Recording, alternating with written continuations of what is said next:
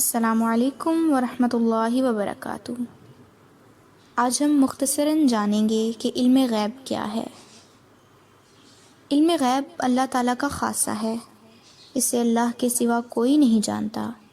علم غیب کو اللہ تعالیٰ سے مخصوص رکھنا اسلام کا بنیادی عقیدہ ہے۔ اس کی بنیادی وجہ یہ ہے کہ الوہیت اور علم غیب ماننے میں گہرا تعلق ہے۔ قدیم زمانے سے لے کر آج تک انسان نے جس ہستی میں الوہیت کے کسی شائبے کا گمان کیا ہے، اس کے متعلق یہ ضرور خیال کیا ہے کہ اس پر سب کچھ روشن ہے اور کوئی چیز اس پر پوشیدہ نہیں ہوتی۔ آپ نے اکثر اولیاء اللہ کے تذکروں میں پڑھا یا سنا ہوگا کہ پیر اپنے مریدوں کے حالات سے آگاہ ہوتا ہے۔ پھر ایسے بے شمار واقعات بھی ان تذکروں میں پائے جاتے ہیں۔ ایسے سب قصے اس لیے گھڑ لیے جاتے ہیں کہ ان پیروں میں الوہیت کی صفات کو تسلیم کیا اور کرایا جائے، اگرچہ زبان سے ان کا اقرار نہ کیا جائے، جبکہ حقیقت یہ ہے کہ اللہ کے سوا کوئی عالم الغیب نہیں۔ انبیاء اور رسل کو بھی اتنا ہی علم ہوتا ہے جتنا اللہ تعالیٰ وحی اور الہام کے ذریعے سے انہیں بتا دیتے ہیں، اور جو علم کسی کے بتانے سے حاصل ہو، اس کے جاننے والے کو عالم الغیب نہیں کہا جاتا۔ عالم الغیب تو وہ ہے جو بغیر کسی واسطے اور ذریعے کے اور بغیر حواس خمسہ کے ذاتی طور پر ہر چیز کا علم رکھے، ہر حقیقت سے باخبر ہو اور مخفی سے مخفی چیز بھی اس کے دائرہ علم سے باہر نہ ہو۔ یہ صفت صرف اور صرف اللہ کی ہے، اس لیے صرف وہی عالم الغیب ہے، اس کے سوا کائنات میں کوئی عالم الغیب نہیں۔ سیدہ عائشہ صدیقہ رضی اللہ عنہا فرماتی ہیں، اور جو شخص یہ گمان رکھتا ہے کہ نبی کریم صلی اللہ علیہ وسلم کل کو پیش آنے والے حالات کا علم رکھتے ہیں، اس نے اللہ پر بہت بڑا بہتان باندھا، کیونکہ ارشاد باری تعالیٰ ہے، قُلْ لَا يَعْلَمُ مَن فِي السَّمَاوَاتِ وَالْأَرْضِ الْغَيْبَ إِلَّا اللَّهُ، کہہ دیجئے کہ آسمان والوں میں سے اور زمین والوں میں سے سوائے اللہ کے کوئی غیب نہیں جانتا۔ النمل آیت 65۔ قرآن مجید اور صحیح احادیث میں اس مضمون کو بصراحت ذکر کیا گیا ہے، جن سے ہر صاحب عقل و شعور بخوبی اندازہ لگا سکتا ہے کہ اللہ کے سوا کوئی غیب کا علم نہیں جانتا، اور یہ صرف اللہ کا خاصہ ہے۔ چند آیات اور احادیث ہم ذکر کیے دیتے ہیں۔ سورہ انعام میں اللہ تعالیٰ فرماتے ہیں، وَعِندَهُ مَفَاتِيحُ الْغَيْبِ لَا يَعْلَمُهَا إِلَّا هُوَ وَيَعْلَمُ مَا فِي الْبَرِّ وَالْبَحْرِ وَمَا تَسْقُطُ مِنْ وَرَقَةٍ إِلَّا يَعْلَمُهَا وَلَا حَبَّةٍ فِي ظُلُمَاتِ الْأَرْضِ وَلَا رَطْبٍ وَلَا يَابِسٍ إِلَّا فِي كِتَابٍ مُبِينٍ۔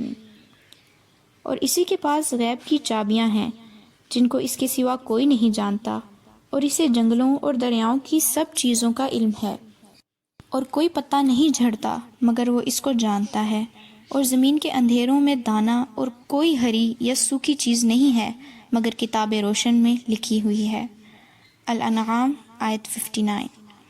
سورہ الاحقاف میں اللہ تعالیٰ نے نبی کریم صلی اللہ علیہ وسلم کو حکم دیا ہے کہ آپ تمام لوگوں کو آگاہ کر دیں کہ مجھے اس بارے کوئی علم نہیں کہ روز قیامت میرے اور تمہارے ساتھ کیا سلوک ہونے والا ہے۔ چنانچہ اللہ تعالیٰ نے فرمایا، قُلْ مَا كُنْتُ بِدْعًا مِّنَ الرُّسُلِ وَمَا أَدْرِي مَا يُفْعَلُ بِي وَلَا بِكُمْ، کہہ دیجئے کہ میں کوئی انوکھا رسول نہیں آیا، اور میں نہیں جانتا کہ میرے ساتھ کیا سلوک کیا جائے گا اور تمہارے ساتھ کیا سلوک کیا جائے گا۔ الاحقاف آیت نمبر 9۔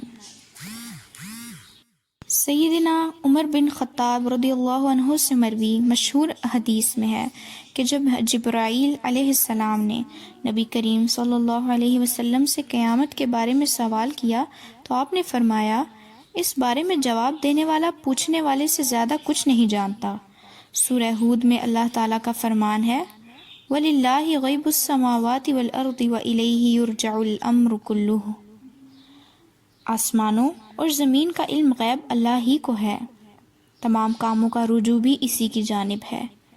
ہود آیت نمبر 123۔